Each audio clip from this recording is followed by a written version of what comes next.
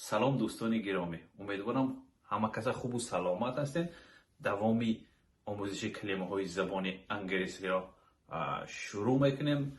پیش از آن که شروع کنیم باید برایتون بگم که با ما دوست شوید، پچسته کنید و بعدا با دوستان خود فرستادن هم فراموش نکنید. رفتیم.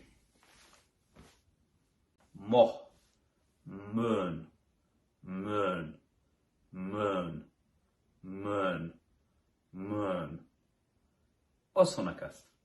میرویم به دیگری. آفتاب باشد سن، سن، سن، سن، سن. فراموش نمیکنیم، تکرار میکنیم، تکرار میکنیم، تکرار میکنیم. آسمان sky، sky، sky، sky. تکرار میکنیم sky، sky، sky. زمین earth، earth، earth، earth، earth. تکرار میکنیم earth، earth، earth. ستاره star، star، star، star. تکرار میکنیم star، star، star، star. خواهر و برادرای گرامی، همگی 5 کلمه پیش از خواب و سحر حتما تکرار کنید.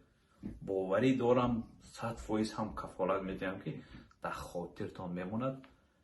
بعدا ببینید و رحمت خواهید گفت.